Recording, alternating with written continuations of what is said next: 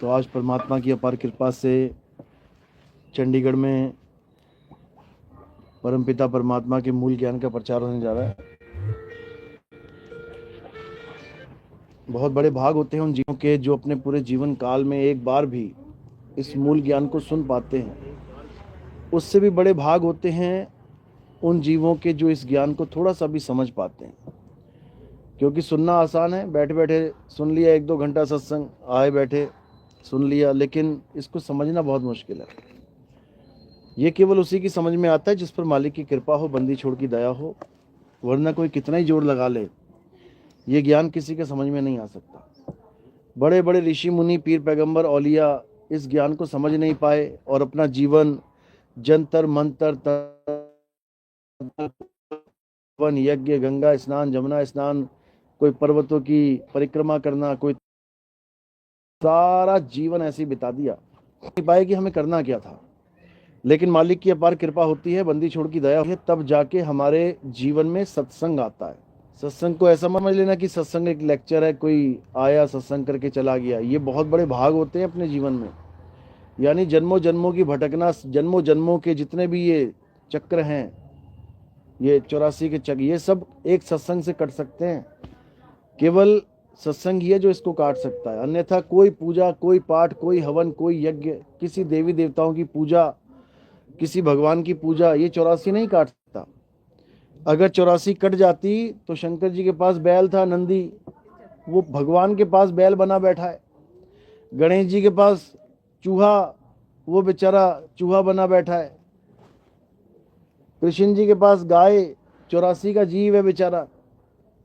लक्ष्मी के पास उल्लू, 84 में भटक रहा है। भगवानों के पास रहकर भी तुम्हारी 84 नहीं कट सकती भाई। तुम्हें 84 में जाना ही पड़ेगा।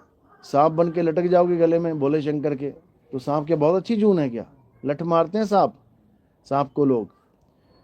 इसलिए देवी देवताओं की शरण में जाकर भी 84 नहीं कटती, और उन्हीं देवी देवताओं की सब ऋषि मुनियों ने, पीर पैगंबर ने भक्तियां करी हैं। लेकिन मालिक की कृपा होती है तब जाके हमारे जीवन में कोई संत आता है जो हमें सत्य का ज्ञान बताता है, जो हमें देवी देवताओं में नहीं उलझाता, बल्कि हमें देवी देवताओं से भी ऊपर का ज्ञान, भगवानों से ऊपर का ज्ञान, आत्म ज्ञान समझाता है। उस आत्मा के बारे में बताता है जो अजर अमर अविनाशी है, जिसका ना तो कभी जन्म होता है ना कभी मरण होता है। उसको कोई काट नहीं सकता, उसको कोई मार नहीं सकता, जला नहीं सकता, उसको कोई फना नहीं कर सकता। जबकि आप देखोगे तो यहाँ पर अवतारों के भी, जो भगवान के अवतार कहलाए, वो भी नाशवान शरीर लेके आए, उनके भी शरीर का नाशवान हो गया। कृष्ण जी के पैर में तीर लग गया, शरीर का नाश हो गया। राम जी जल में समाधि ले गए, पानी में, शरीर का नाश हो गया, यानी उनका भी शरीर नहीं बचता है। नरसिंह अवतार, हिरण्यकश्यप मारने के बाद शिव जी के द्वारा मारा गया, सबकी मृत्यु हुई है। लेकिन एक ऐसी आत्मा ही है जिसकी ना तो कभी जन्म होता है ना कभी मृत्यु। तो आज उस आत्मा के बारे में अच्छे से समझेंगे, जानेंगे, हमारे जीवन का मकसद क्या है उसको पहचानेंगे और अपने जन्म को सफल करेंगे।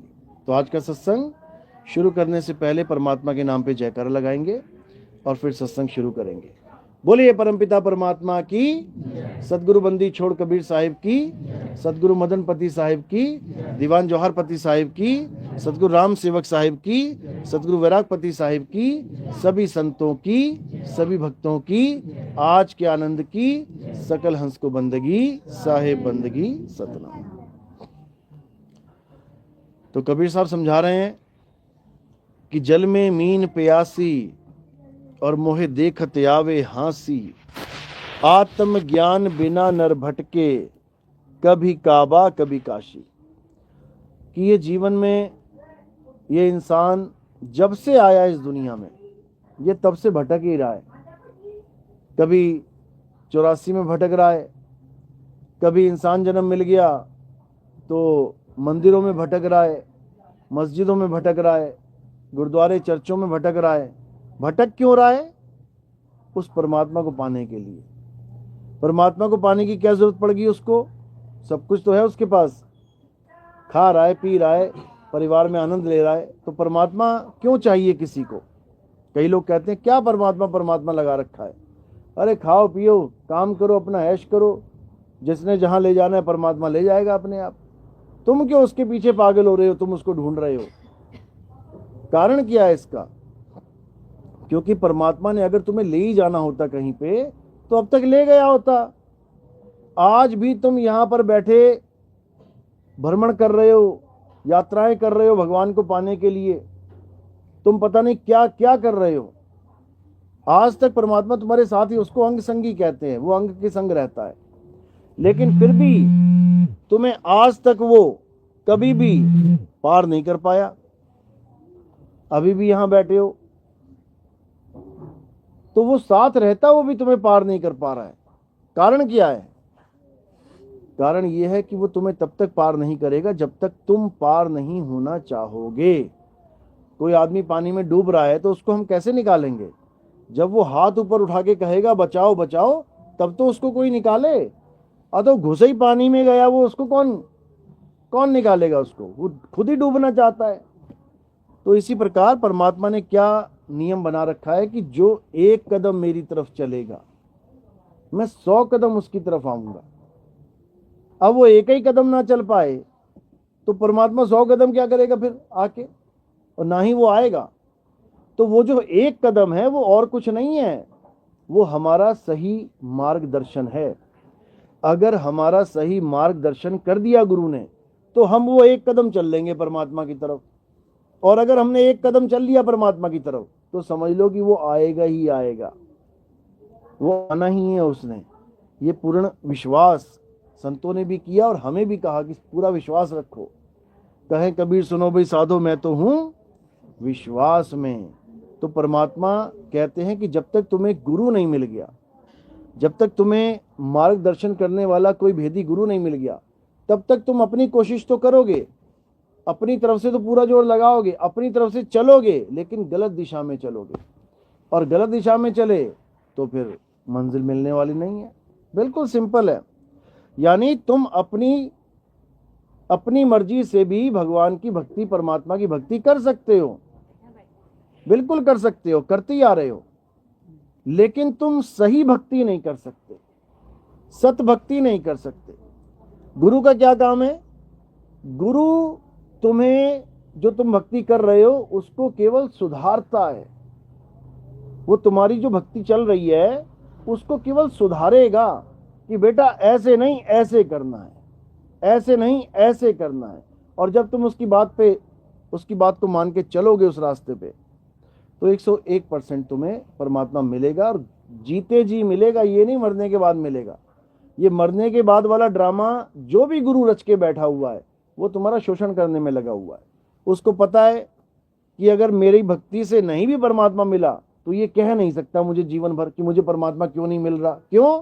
क्योंकि उसने फंडा ये चला दिया कि मरने के बाद मिलेगा। अब मरने के बाद मिलेगा तो कोई सवाल ही नहीं है फिर मुझे क्यों नहीं मिल रहा है। सवाल तो वो करेगा जिसके गुरु ने ये कह दिया बेटा जीते जी मिलेगा। वो सवाल कर सकता है गुरुजी 4 साल हो गए, 5 साल हो गए, 10 साल हो गए, 20 साल हो गए, 40 साल हो गए, 50 साल हो गए, अभी तक अनुभव क्यों नहीं हो रहा। ये बात वो कर सकता है। वो नहीं कर सकता जिसको पहले ही ये पाठ पढ़ा दिया कि मरने के बाद स्वर्ग मिलेगा, मरने के बाद नरक मिलेगा, मरने के बाद तुम्हें मुक्ति मिलेगी। वो क्या करेगा? उसको तो सीधे गुरु बोलेगा तूने मरना है क्या? मरेगा तब मिलेगा, चल मर जा जाके। मरेगा कोई क्या? नहीं मरेगा। इसीलिए कबीर साहब ने बिल्कुल स्पष्ट बोला, अब हूं मिला तो तब हूं मिलेगा, नहीं तो जमपुर वासी। कहते हैं जीते जी मिलेगा मालिक, जीते जी परमात्मा मिलेगा, तब समझना कि मरने के बाद मिलेगा। और अभी मिला नहीं है और तुम कहो कि मरने के बाद ही मिलेगा तो नहीं मिलेगा। समझ लो, ये मरने के बाद वाला सबसे खतरनाक चक्कर है जो हर धर्म में चल रहा है। मुसलमान कहता है क्या मैं जन्नत को देख सकता हूं? नहीं बेटा, मरने के बाद दिखेगी। हिंदू कहता है क्या मैं स्वर्ग देख सकता हूं? नहीं, मरने के बाद जाते हैं स्वर्ग। ईसाई कह रहा है मैं हेवन देख सकता हूं? नहीं, मरने के बाद जाना है वहां पे। सिख भाई सचखंड जाना है मैंने, मरने के बाद पहुंचोगे वहां पे। अरे जीते जी क्या मिलेगा फिर? जीते जी क्या मिलेगा?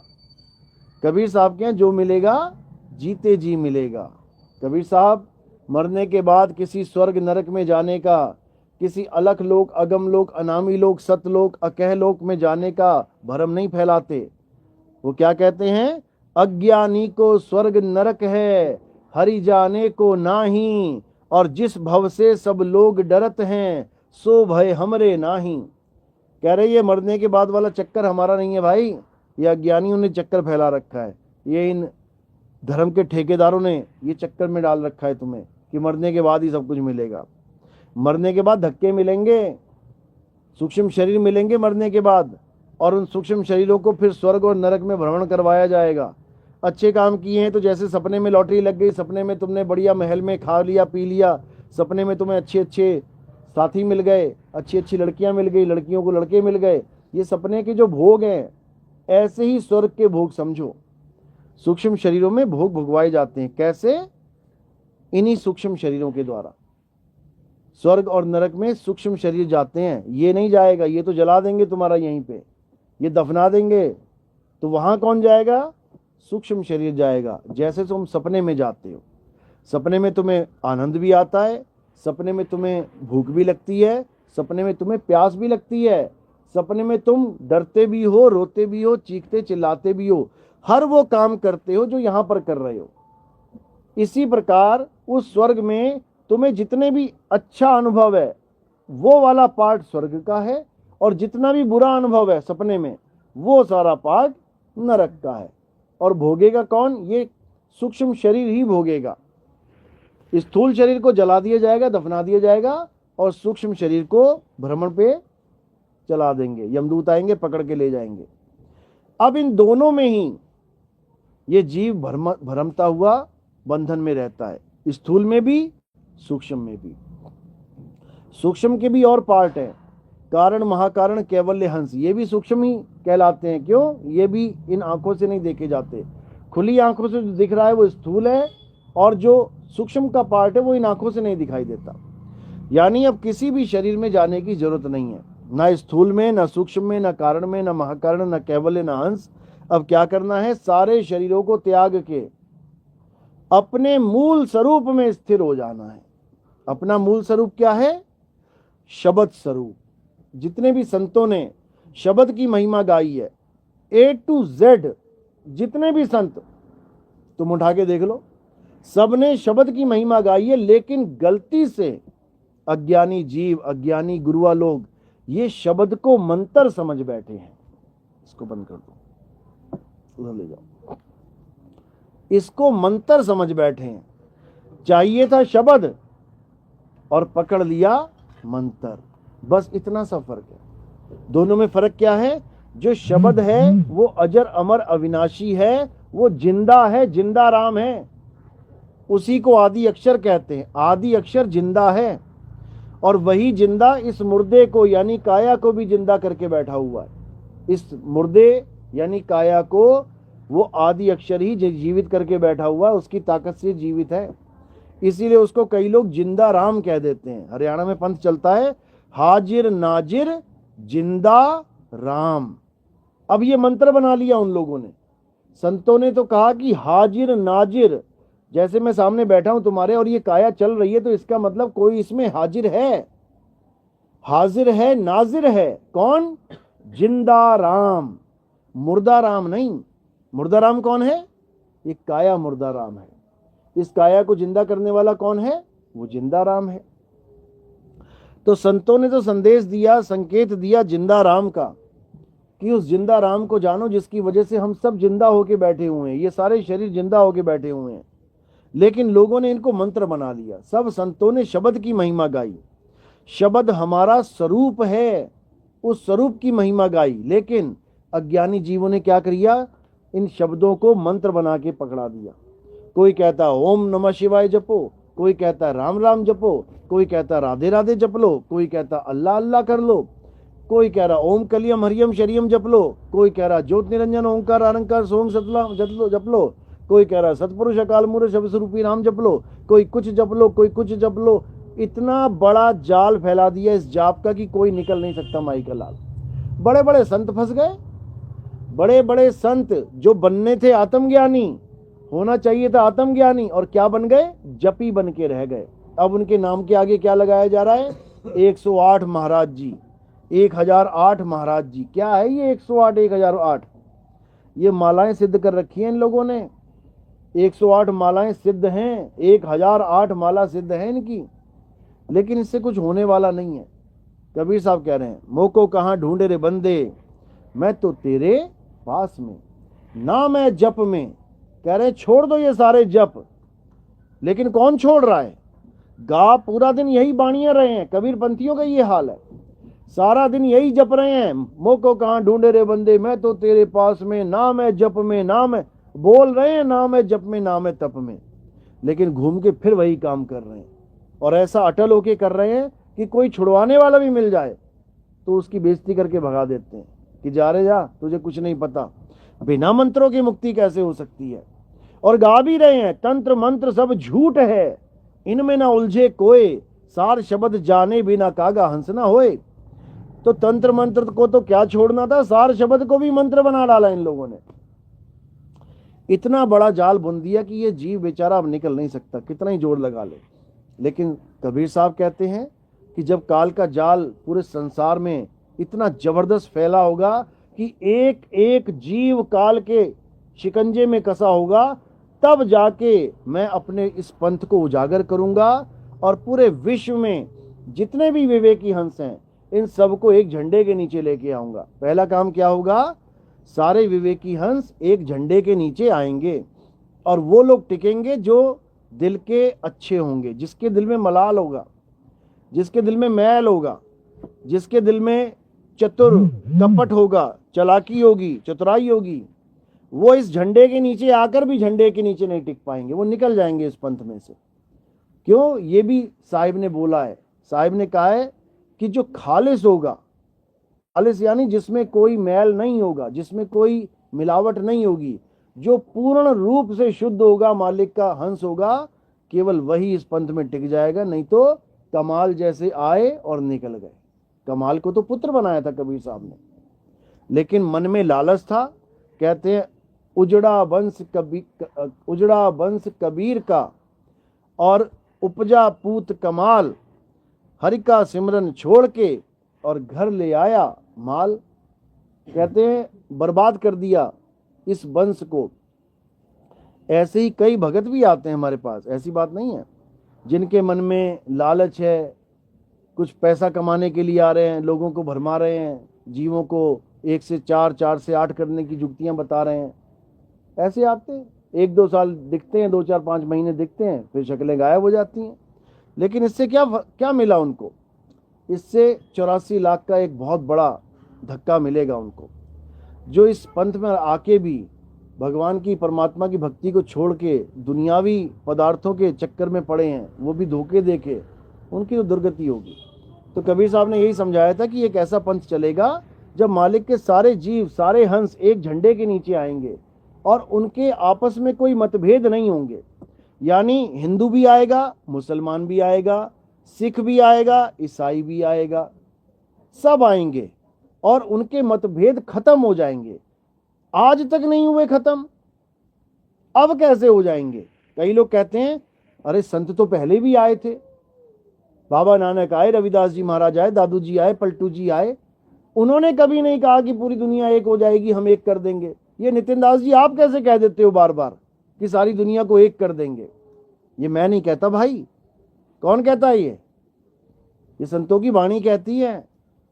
कबीर साहब कह रहे हैं 13वें पंथ हम ही चले आए, सब पंथ मेट के एक पंथ चलाएं। मैं थोड़ी नहीं बोल रहा हूं, ये कबीर साहब की वाणी कह रही है। अब कबीर साहब अगर झूठे हैं तो भैया तो मान लो झूठे हैं, हमने तो नहीं माना झूठे, हम तो कहते हैं डंके की चोट पे कि सब एक होंगे। हिंदू भाई कितने हैं यहाँ पे? हाथ खड़ा करो। हिंदू कितने हैं?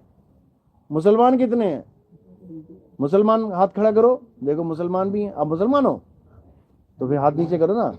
मुसलमान लोग हाथ खड़े करो। सिख भाई है कोई यहाँ पे? गुरुद्वारे वाले कोई? ईसाई है कोई? अभी नहीं है, लेकिन हमारे यहाँ कई सिख और कई ईसाई भी जुड़े हैं, क्योंकि हमारे यहाँ मतभेद है ही नहीं है। हिंदू भी आएगा, मुसलमान भी आएगा, सिख भी आएगा, ईसाई भी आएगा। क्यों आएगा? क्योंकि जिस सत्य वस्तु को वो ढूंढ रहे हैं, जिसके लिए हिंदू मंदिर जा रहा है, जिसके लिए मुसलमान मस्जिद जा रहा है, जिसके लिए सिख गुरुद्वारे जा रहा है, जिसके लिए ईसाई चर्च जा रहा है, वो चीज तुम्हारे घर बैठे अगर तुम्हें मिल जाए तो क्यों नहीं आएगा? फिर मतभेद कहाँ रह जाएगा। तो वो परमात्मा, वो अल्लाह, वो वाहिगुरु, उसका कोई भी नाम तुम रख लो, वो कहाँ बैठा है, वो तुम्हारे घट में विराजमान है। इस काया को मत समझ लेना घट कि तुम्हारी काया में विराजमान है, काया में जीव है, ये सब जीव है मालिक के। और जो परमात्मा है वो काया से न्यारा है, वो आत्म घट में विराजमान है। तो कबीर साहब यही समझा रहे हैं, ज्यों तिल माही तेल है और ज्यों चकमक में आग, और तेरा साईं तुझ में है, जाग सके तो जाग। कहते कहीं जाने की जरूरत नहीं है भाई, तेरा साईं तेरे घट में विराजमान है, बस तुझे अपने घट को जानना है। एक है तन घट, एक है मन घट, और एक है आत्म घट। तन घट और मन घट में नहीं ढूंढना है। कबीर साहब कहते हैं, संतो तन खोजा मन पाया, मन ही श्रोता मन ही वक्ता मन ही निरंजन राया, संतो तन खोजा मन पाया। जो भी तन के अंदर परमात्मा बता रहे हैं, जितने भी A to Z संत है, नाम नहीं लेना किसी का, A to Z, वो किसको परमात्मा बता रहे हैं? निरंजन को परमात्मा बता रहे हैं। क्यों? क्योंकि इस काया में निरंजन विराजमान है, इस काया में काल भगवान विराजमान है। काल भगवान ही अलख निरंजन है, उसी को ज्योति निरंजन कहते हैं। ज्योति निरंजन, ओंकार, रारंकार, सोहंग, शक्ति, ये उन्हीं दोनों के नाम हैं। काल भगवान और उसकी माया के नाम, ब्रह्म और उसकी माया के नाम, शिव और उसकी शक्ति के नाम। और ये कहाँ विराजमान है? ये तुम्हारी त्रिकुटी में विराजमान है, यहाँ बैठे हुए हैं। इसीलिए हिंदू यहाँ पे लाल टीका लगाते हैं, और जो लेडीज हैं वो बिंदी लगाती हैं। बिंदी क्यों लगाते हैं आप लोग? बहुत सुंदर लगती है बिंदी लगा के, हैं? बिंदी इसलिए लगाई जाती है क्योंकि तुम्हारा ध्यान सारे काम करते हुए बिंदी पर रहे। तुम्हें ध्यान कहाँ रखना है? हिंदू मत के अनुसार यहां पर, हमारे मत के अनुसार नहीं। इसीलिए हिंदू भाई, लड़के लोग टीका लगा लेते हैं और लड़कियां बिंदी लगा, लेकिन निशाना एक ही है। निशाना क्या है? इंगला पिंगला और बीच में सुषमना। इसी को शिव नेत्र कह देते हैं, इसी को तीसरा तिल कह देते हैं, इसी को थर्ड आई बोल देते हैं। हालांकि ये थर्ड आई है नहीं, लेकिन बोल देते हैं। तो इसी पे सारे ध्यान रखते हैं। और इसी में कौन बैठा हुआ है? कबीर साहब कहते हैं, जब पढ़ोगे कर नैनो दीदार महल में प्यारा है, तो वहां क्या लिखा है? निज मन करत जहां ठकुराई, सो नैनन पिछवारा है, सो नैनन पिछवारा है, कर नैनो दीदार महल में प्यारा है। यहाँ यानी कि यहाँ पर कौन बैठा है? निज मन, यानी कि तुम्हारा जो मन है उसका जो असली स्वरूप है। मन तू ज्योत स्वरूप है, अपना मूल पहचान।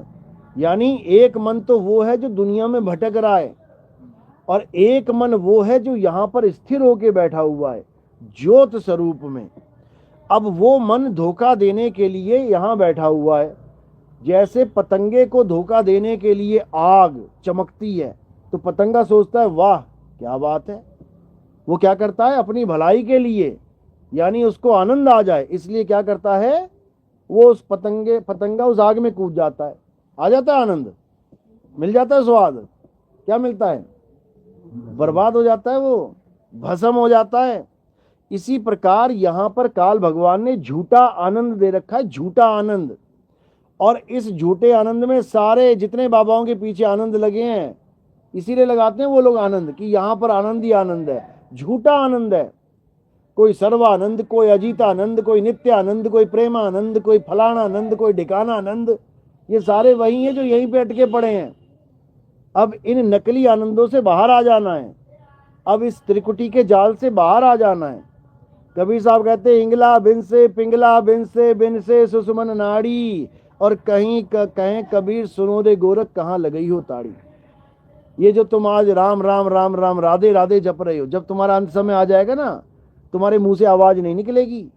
आज जो तुम श्वासों का अजपा जाप कर रहे हो ना, अंत समय में सांस ले नहीं पाओगे। आखिरी नाम तो छोड़ दो कि क्या जपोगे।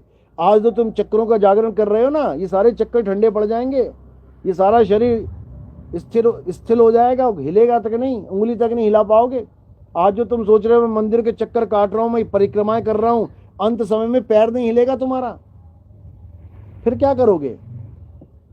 यही कबीर साहब समझा रहे हैं कि ऐसा काम करो, ऐसा योग करो जिसमें होंठ हिले ना जीभ, जिसमें हाथ हिले ना पैर, जिसमें किसी काया की जरूरत ही नहीं पड़ेगी। वो योग कैसा है? वो सुरत शब्द योग है। यानी शब्द हमारा असली स्वरूप और सुरत जो हमारा ध्यान भटका हुआ है उसको वापस अपने स्वरूप में लगा लेना। क्योंकि हमारा स्वरूप और परमात्मा का स्वरूप एक ही है। कबीर साहब कह रहे हैं सत्य स्वरूपी नाम साहिब का। लोग कहते हैं मैं नाम दीक्षा लेने जा रहा हूं, मैं नाम दीक्षा लेने जा रहा हूं। कहते किसका नाम लेके आया? मैं तो जी भोले शंकर का नाम ले आया। तू किसका लेके आया? मैं तो राधा रानी का नाम ले आया। तू किसका लाया? मैं राम जी का नाम ले आया। अब कई लोग कहते हैं मैं कबीर जी का नाम ले आया। अब कबीर जी का नाम वो क्या सोचते हैं कि कबीर कबीर कबीर कबीर जपेंगे तो ये कबीर जी का नाम हो गया, जबकि कबीर जी का नाम ये नहीं है।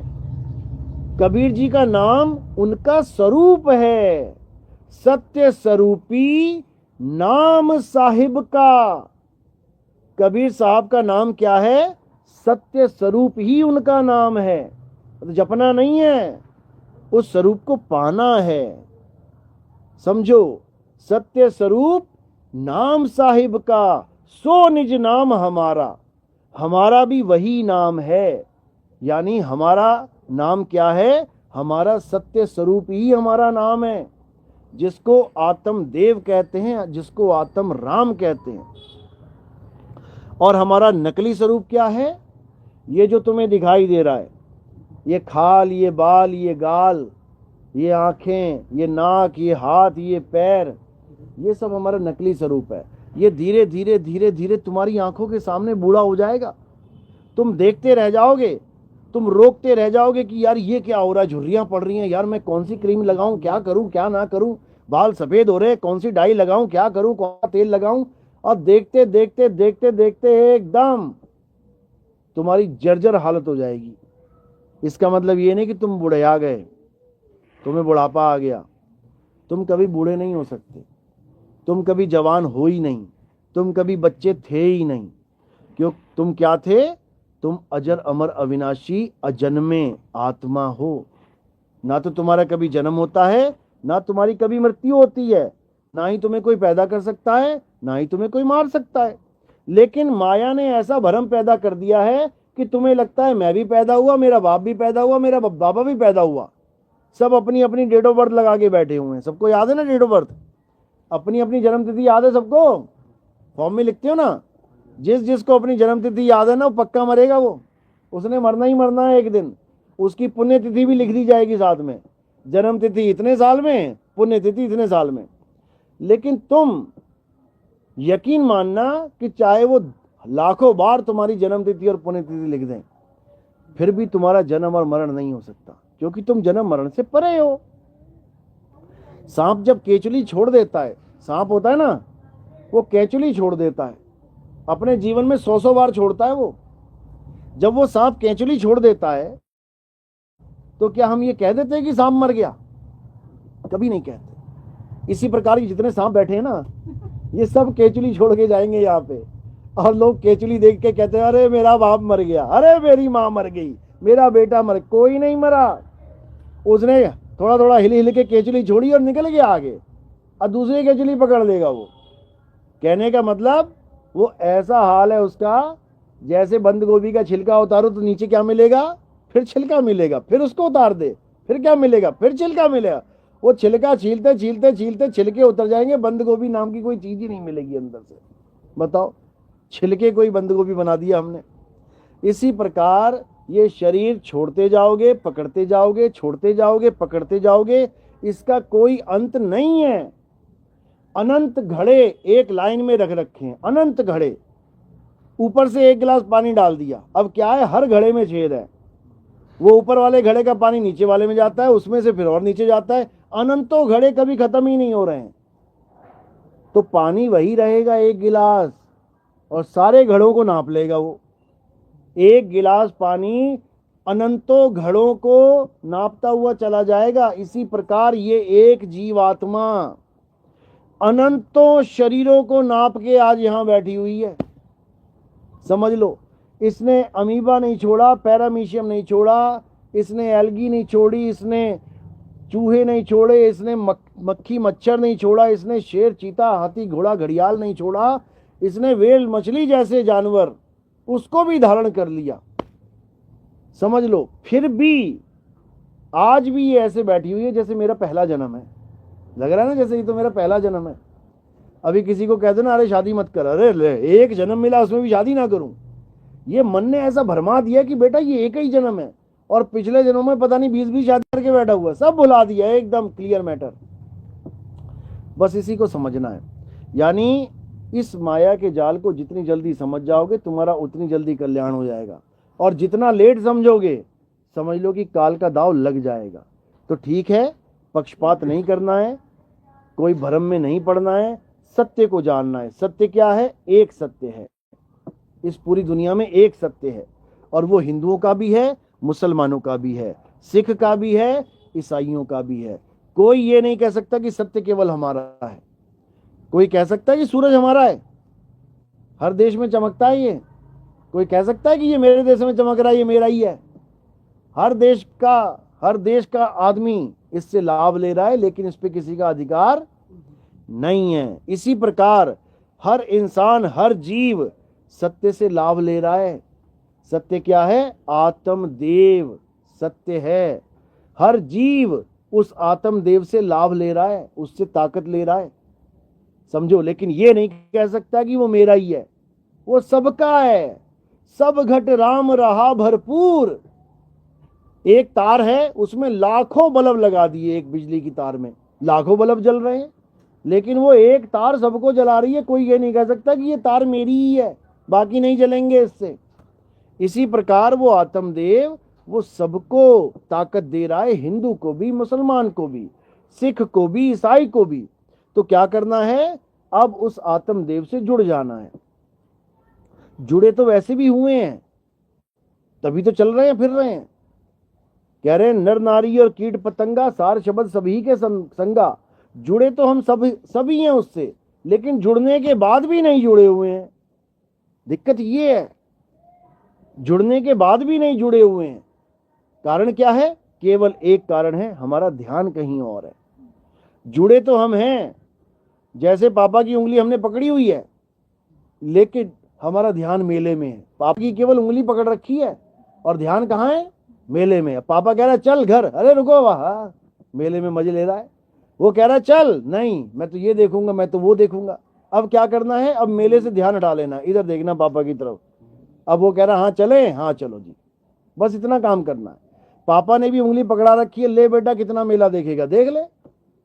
जो जो मांगो ठाकुर अपने से सोई सोई देवे। वो भी कह रहा है बेटा जो मांगेगा वही मिलेगा, उसको भी इतनी टेंशन नहीं है तुम्हारी, समझो।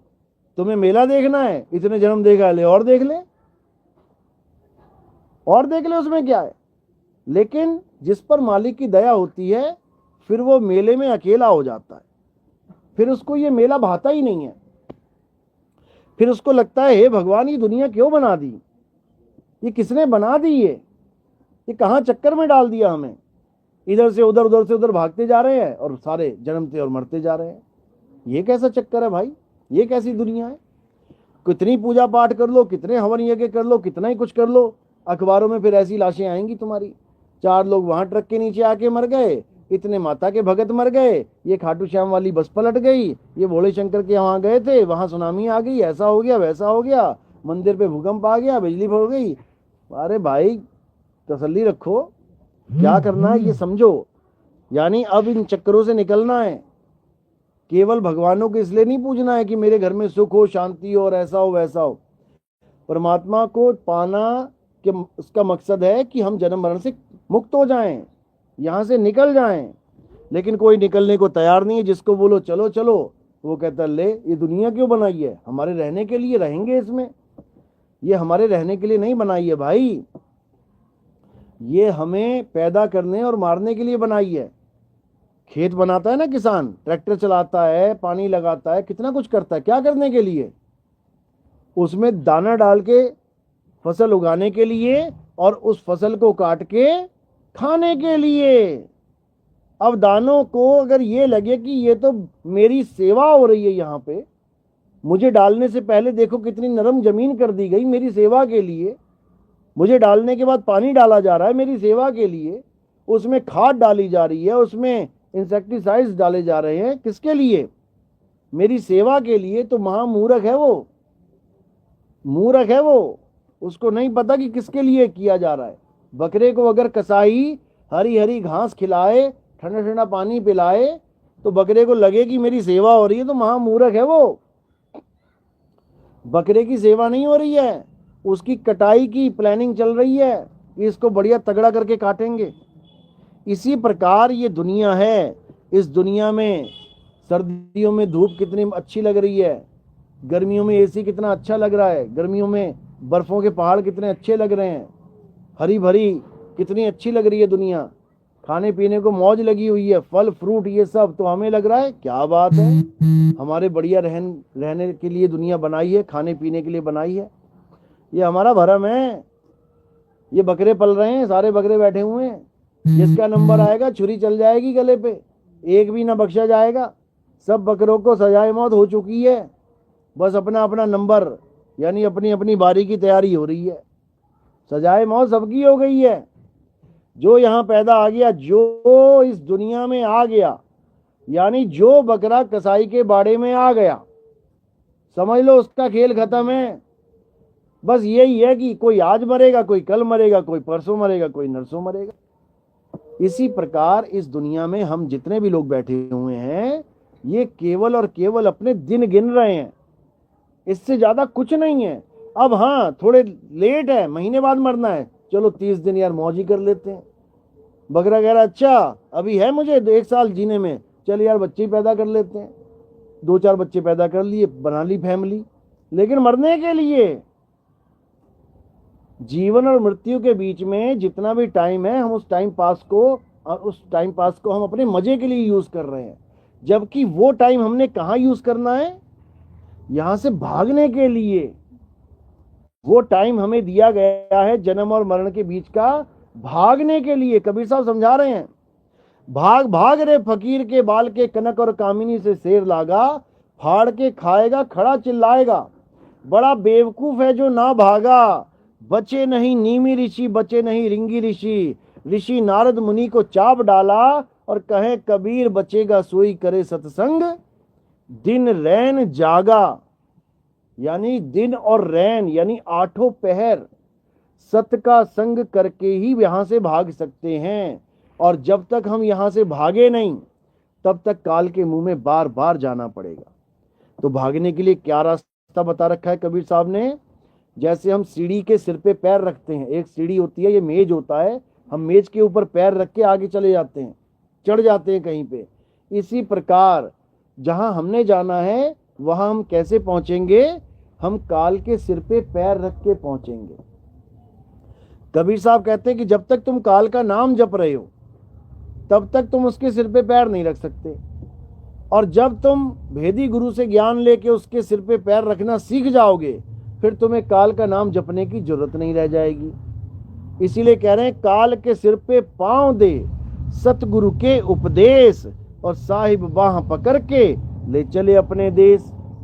यानी कि अब हमें काल के सिर पे पैर रखने का इंतजाम करना है। कौन है काल पता है? इस 3 लोक का मालिक है। इस धरती आसमान पाताल का मालिक है। 3 लोक एक जेल है, पाप पुण्य 2 जाल, और सारा जग भोजन बना, खाने वाला काल। वो काल इस तीनों लोक को मुंह में लेके घूमता है। सोचो, वो जो पूरी दुनिया का मालिक है, उसके सिर पे पैर रख के जाना है आपने, तो आपको क्या बनना पड़ेगा? सोचो, एक कुत्ते के सिर पे पैर नहीं रख सकते आप। इंसान बन के कुत्ते के सिर पे पैर रखोगे तो क्या कर देगा वो काट लेगा, इंजेक्शन लगवाएगा तुम्हारे। यानी एक कुत्ता भी अपने सिर पे पैर नहीं रखवा सकता इंसान से। तो सोचो वो 3 लोग का मालिक कैसे रखवा लेगा एक इंसान से? आप इंसान बन के उसके सिर पे पैर नहीं रख सकते। क्या बन के रखोगे? क्या बनना पड़ेगा आपको? आपको शब्द होना पड़ेगा। शब्द हमारा तू शब्द का, सुन मत जा सरक, और जो चाहे निज रूप को शब्द ही ले परख। यानी तुम्हें शब्द होना पड़ेगा, शब्द से वो काल भगवान डरता है। सार शब्द आए जेहि विधि हाथा, तेहि विधि काल नवावे माथा। माथा यानी सिर, वो तुम्हारे आगे सिर झुका देगा और तुम शब्द स्वरूप हो जाओगे तो उसके सिर के ऊपर पैर रख दोगे।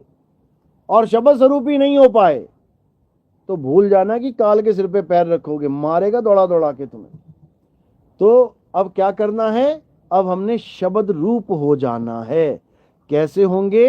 अरे सुरत समाए शब्द में, और वाको काल ना खाए, जाप मरे अजपा मरे, अनहद भी मर जाए। ये जाप देने वाले जितने भी गुरु हैं, राधे राधे राधे जपले, राम राम जपले, अल्लाह अल्लाह जपले, वाहिगुरु जपले, कबीर कबीर जपले, ये सब तुम्हें बर्बाद करने के लिए बैठे हुए हैं। तुम्हारी बर्बादी का कारण है ये नाम जाप।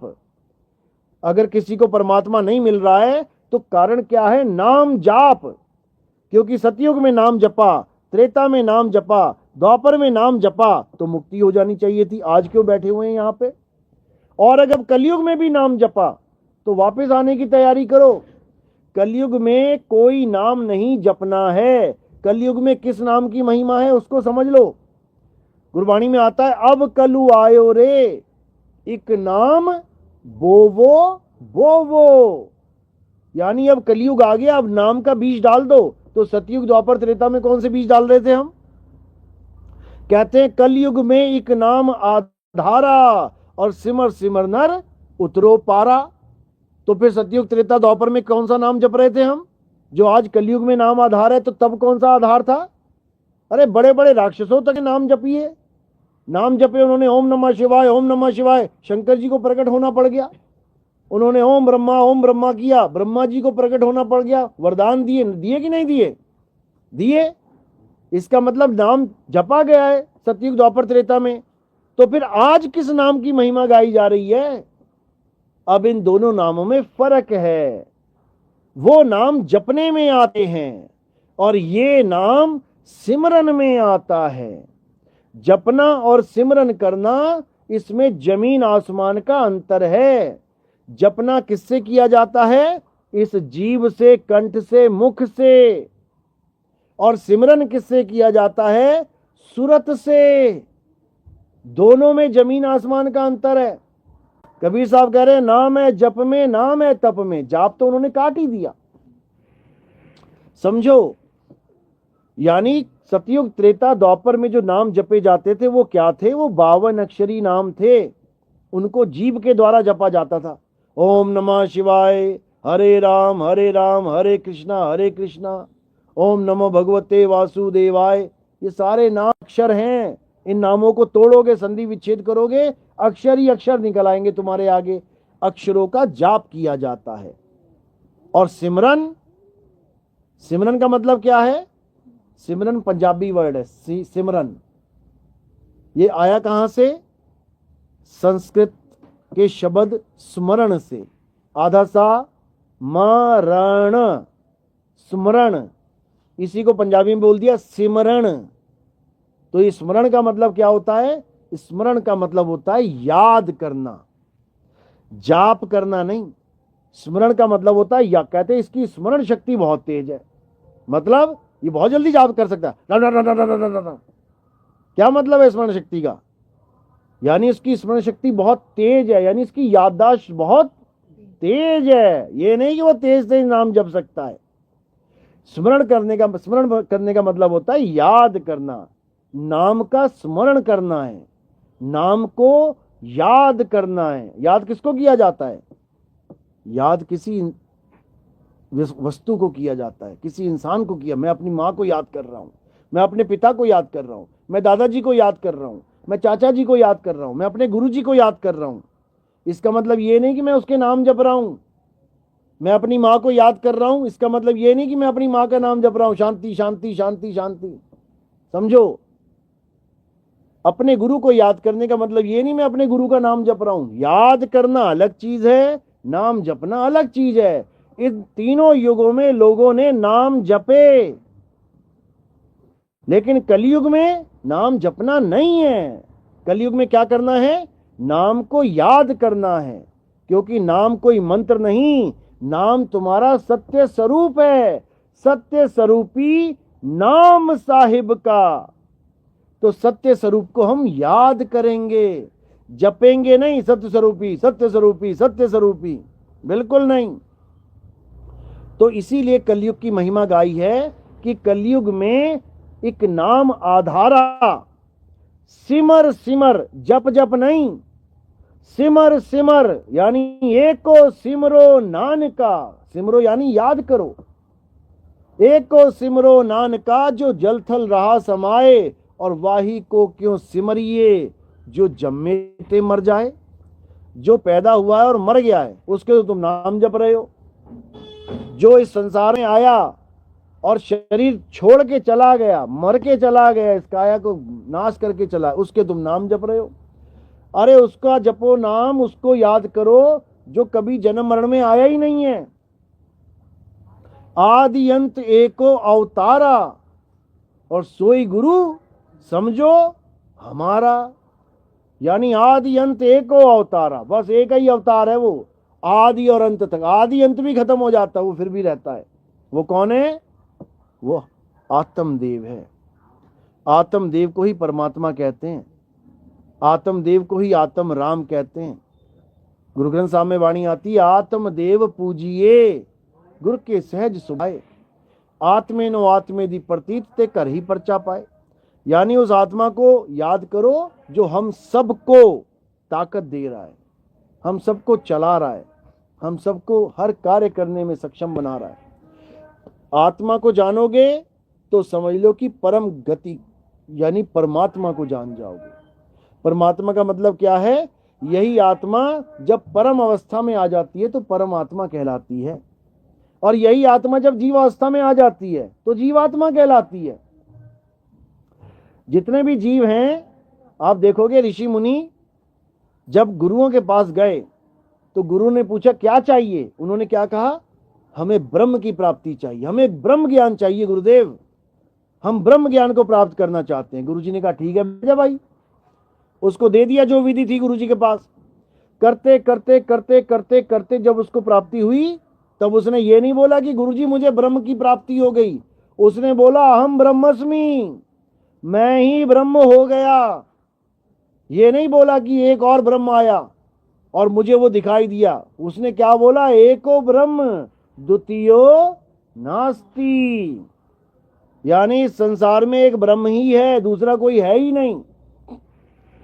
इसी प्रकार ये जो आत्मा है इसके अलावा और कुछ नहीं है, इसी की अवस्थाएं बदली हुई हैं बस। कहते कोटि तो ब्रह्मा भय और कोटि भय ईश, साहिब तेरी बंदगी से जीव होए जगदीश। बंदगी से यही जीव जगदीश हो जाएगा। लेकिन ये बात सबके समझ में नहीं आ सकती। सब सोचते हैं ऐसे कैसे हो जाएगा, ऐसे कैसे हो जाएगा? जब करोगे तब होगा। जब मैं था तब हरि नहीं, अब हरि है मैं नाही, हो गया ना। अब हरि है मैं नाही, यानी अब हर जगह हरि ही है, अब मैं रहा ही नहीं। तो ये तब होगा जब आप अपने असली स्वरूप को जानोगे। उसके बाद जीव वाला खेल खत्म हो जाएगा, ये जीव अवस्था वाला ज्ञान खत्म हो जाएगा। इसी को परम पद कहते हैं। धर्मदास ये जग बौराना, कोई न जाने पद निर्वाणा, यही कारण हम कथा पसारा, और इन सब से कहिए राम ने आरा। यानी वो राम नहीं है जिसको तुम मान बैठे हो। कोई भगवान राम जी को राम मान बैठा है, कोई जीव को राम मान बैठा है, कोई चक्रों को राम मान बैठा है, कोई प्रकाश को राम मान बैठा है, कोई अनहद नाद को राम मान बैठा है, कोई श्वासा को राम मान बैठा है। किसी ना किसी राम को मान के ये जीव बैठा हुआ है। जबकि असली राम कौन है? आत्म राम। आत्मा को जान, जो जन्मता मरता नहीं है उसको पहचान, जो अचल अडोल अविनाशी है उसको जान, जो डोलता फिरता है, अयोध्या से लंका जा रहा है, वो जीव राम है। जीव का काम है चलना, जीव चलता है, और जो असली राम है, आत्म राम, वो अचल है। अचल, अचल का मतलब क्या होता है? जो नहीं चल सकता। दो प्रकार की संपत्तियां होती हैं, एक चल संपत्ति, एक अचल संपत्ति। चल संपत्ति क्या है? जो मथुरा से वृंदावन, वृंदावन से काशी जा सकती है। तुम्हारी कार, तुम्हारी बाइक, तुम्हारे पैसे, तुम्हारा सोना चांदी जेवर सब जा सकता है, यहां से वहां शिफ्ट कर दो। लेकिन तुमने चंडीगढ़ में मकान बना लिया 50 करोड़ का, 4 किले का, अब उसको शिफ्ट करो जरा, बनारस ले चलोगे क्या? ले जाओगे? अचल संपत्ति है ये, अचल, यानी ये 1 इंच भी नहीं हिल सकती इधर से उधर, अचल है ये। इसका प्रमाण कहां मिलता है? गीता में अध्याय 2 24वां श्लोक पढ़ो, उसमें बता रखा है कि हे अर्जुन, ये जो आत्मा है, यहां पर आत्मा का भाव ये नहीं है कि जीवात्मा, यहां पर आत्मा परमात्मा के लिए बताया जा रहा है, यानी उस अचल अवस्था के लिए बताया जा रहा है जो एक जीव प्राप्त करता है, जो चलने वाली लहर रुक के समुद्र की अवस्था प्राप्त करती है। ये उसकी बात चल रही है। हे अर्जुन, ये आत्मा अछेद्य है, अशोष्य है, अदाह है, यानी इसको छेदा नहीं जा सकता, इसको जलाया नहीं जा सकता, इसको सुखाया नहीं जा सकता। ये आत्मा अचल है, अडोल है, सदा स्थिर रहने वाला है। इस आत्मा को जानना है, यही आत्मा सत्य सनातन है। ये चलने फिरने वाले जीव आत्मा सत्य सनातन नहीं है। जो सत्य सनातन के नाम पे देवी देवताओं की पूजा हो रही है, ये बहुत बड़ा भरम जाल फैला दिया गया है। सनातन वो है जो अचल है। गरीबदास जी कहते हैं, सतगुरु के लक्षण कहूं अचल विहंगम चाल, और हम अमरापुर ले गए ज्ञान शब्द सरघाल। उसकी भक्ति करनी है जो अचल है, अखंड है, विनाशी है। जो खुद ही खंडित हो जाए उसकी भक्ति क्या करोगे? जो खंडित हो जाए उसको पाना पाखंड कहलाता है, यानी पा तो लिया लेकिन जिसको पाया वो खंडित हो जाएगा, पाखंड। और हमें चाहिए क्या? आखंड। तो जब आखंड आ जाएगा तो पाखंड खत्म हो जाएगा। और जब तक अखंड नहीं आया तब तक तुम्हारी हर गतिविधि पाखंड है। कबीर साहब ने हर चीज को पाखंड बोला है, हर चीज को। चाहे तुम 100 साल आंख बंद करके भक्ति करते रहो किसी की भी, पाखंड बोला है। गुरुवाणी में बोला है, कहा भयो दो लोचन मूंद के, बैठ रहियो बक ध्यान लगाइयो। बक क्या होता है? बगुला। कहते आंख बंद करके बैठा है तपस्वी, कह रहा मैं 5000 साल तक समाधि में था। अरे बगले, उठ जा, उठ जा, तू, तेरा हो गया काम यहीं पे, बगला ही बनेगा जाके। कहा भयो दो लोचन मूंद के, बैठ रहियो बक ध्यान लगायो, नहात प्रियो लियो 7 समुद्र, और लोक गयो परलोक गवायो। ये जितने भी चादर ओढ़ के बैठ जाते हैं ना बगुला बन के, ये लोक और परलोक दोनों चले जाएंगे इनके। किनकी बात कर रहा हूं मैं? राधा स्वामी वालों की। देखना कैसे एकदम सफेद चादर लेके एकदम ऐसे टाइट करके बैठ जाएंगे जब मक्खी भी ना घुस जाए अंदर। तो इससे कोई फायदा नहीं है भाई, जन्म बर्बाद हो जाएगा। जिस परमात्मा को ये कहते हैं अनहद ही परमात्मा है, कबीर साहब कहते हैं तुम्हारे परमात्मा एक्सपायर हो जाएंगे महाराज जी। जाप मरे अजपा मरे, अनहद भी मर जाए। और जिस अनहद नाद को ये लोग बैठे हुए हैं, 5 नाद 5 धुनें सुनूंगा मैं, 5 धुनें सुन के क्या करेगा? क्या करेगा 5 धुनें सुन के? अनहद भी मर जाए। वो तेरी धुनें मर जाएंगी, तू कहां से बचेगा? तो क्या करना है? इस अनहद नाद को त्याग देना है। और किसको पकड़ना है? सार शब्द को पकड़ना है। दोनों में फर्क क्या है ये भी जान लो। अनहद बाजा जम का थाना, 5 तत्व करें घमसाना, यानी हमारी बॉडी के जो 5 तत्व हैं, इसकी आंतरिक जो सूक्ष्म आवाजें हैं, इसको अनहद नाद कहते हैं। 5 तत्व हैं और 5 तत्व की 5 आवाजें हैं। कान बंद करके सुनाई देती हैं, इसलिए कानों में उंगलियां डाल डाल के पूरा जीवन बर्बाद कर लेते हैं ये लोग। और कबीर साहब क्या कह रहे हैं? आंख न मूंदो कान न रूंदो और तनिक कष्ट मत धारो, खुले नयन पहचानो हंस हंस सुंदर रूप निहारो। शब्द निरंतर से मन लागा, कौन से शब्द से? जो निरंतर हो रहा है, यानी जिसमें कोई अंतर नहीं है। निरंतर का मतलब है एक जैसा रहेगा। अगर उसमें अंतर हो गया तो इसका मतलब वो माया है। यानी पहले तुम घंटे की आवाजें सुन रहे थे, थोड़े दिनों में देखोगे वो शंख की बदल गई, यानी माया है। थोड़े दिनों में वो शंख बदल जाएगा, बीणा की बदल गई, माया है। फिर बीणा बांसुरी में बदल जाएगी, माया है। इसी माया में बड़े बड़े ऋषि मुनि, इन्हीं 5 शब्दों में बड़े बड़े ऋषि मुनि मारे गए।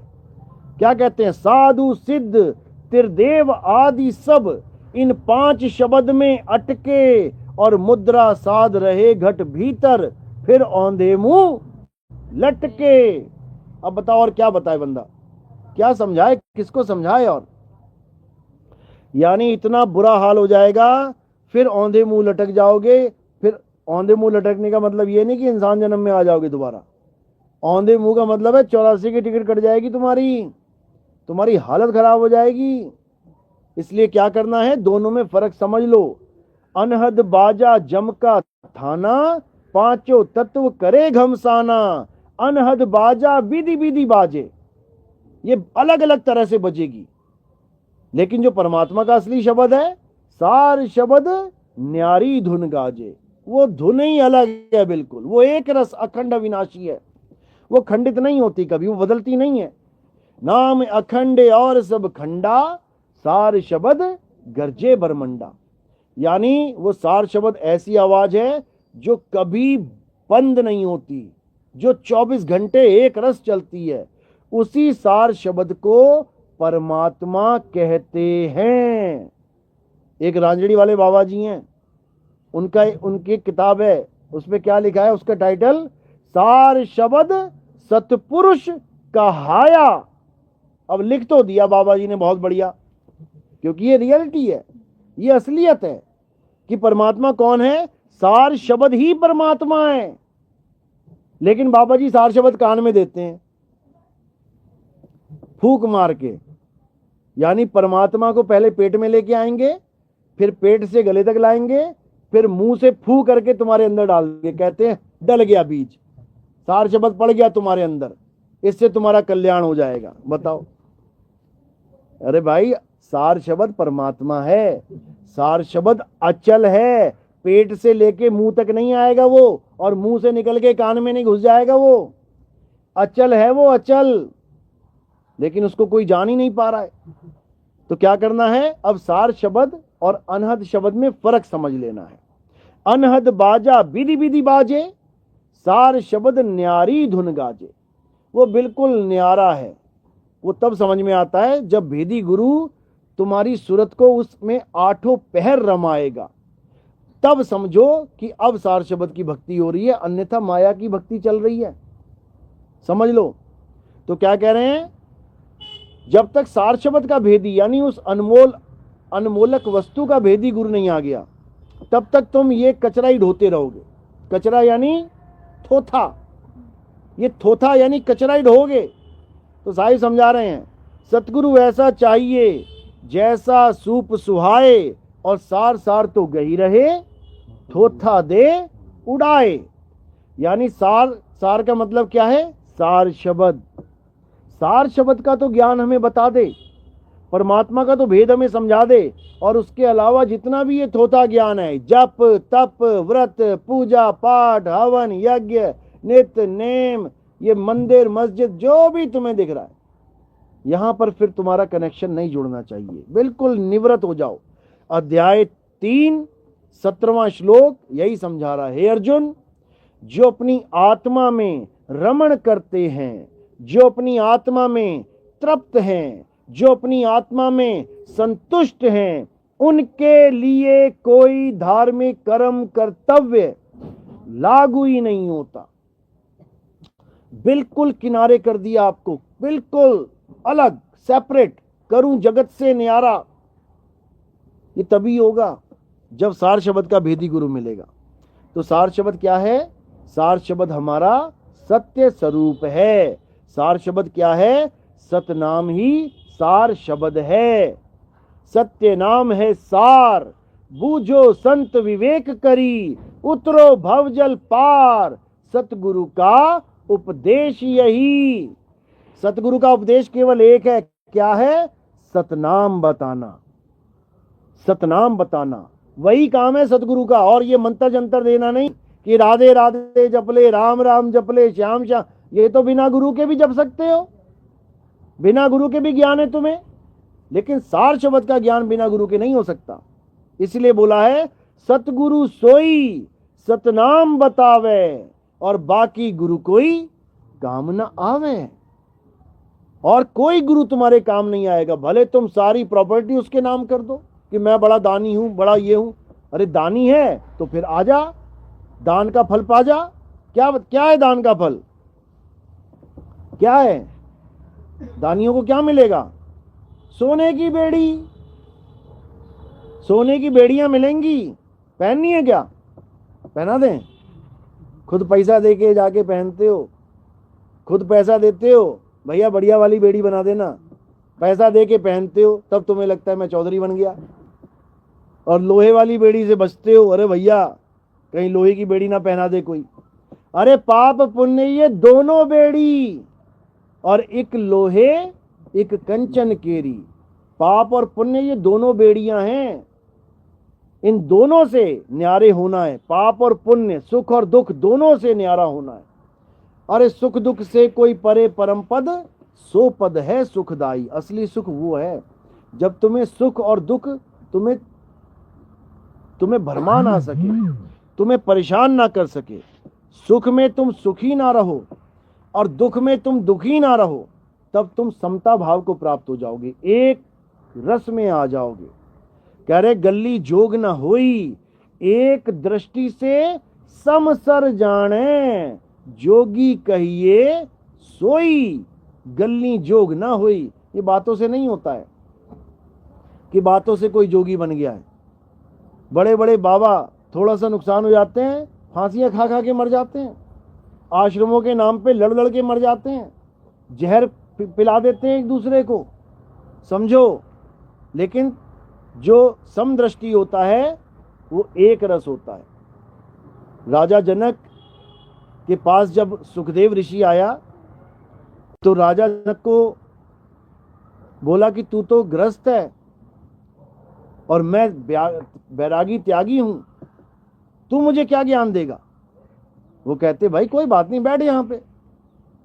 तो वो जिस झोपड़ी में उसको रोका गया था, उस झोपड़ी में सारा सामान था उसका, तो आके महल में बैठ गया वो। तो जनक जी ने इशारा किया था पहले ही कि आग लगा देना उसकी झोपड़ी में, और महल में भी आग लगा देना। तो जब झोपड़ी में आग लगाई तो महल में भी आग लगा दी। तो झोपड़ी वाला बंदा जो वहां पे दरबान था भागा आया, कहता है आपका सामान, आपकी झोपड़ी जल रही है। तो वो उसके पहले महल में आग लगाते हैं। तो जब महल में आग लग रहा होता है तब राजा जनक आराम से बैठा होता है, उसको कोई चिंता ही नहीं होती है। तो वो देख रहा होता है कि पूरे महल में आग लग रही है, राजा जनक को कोई दिक्कत ही नहीं आ रही है, क्या दिक्कत है, क्या प्रॉब्लम है, उसको समझ में नहीं आता। इतने में खबर आती है कि तेरी झोपड़ी में भी आग लग गई है और तेरा सामान जल रहा है। तो वो उठ के भागने लग जाता है कि मैं अपना सामान बचाऊं। तो राजा जनक कहता है बैठ जा भाई, यहीं पे क्या दिक्कत है। साधु वो होता है जो एक रस में रहता है, यानी उसको इससे फर्क नहीं पड़ता क्या हो रहा है क्या नहीं, दृष्टा भाव में रहता है। यानी तू साधु होकर भी, तू विरक्त होकर भी तू माया को त्याग नहीं पा रहा है। जल रही है, जलने दे, जिसकी थी ले जाएगा वो, क्या तू गर्भ से लेके आया था?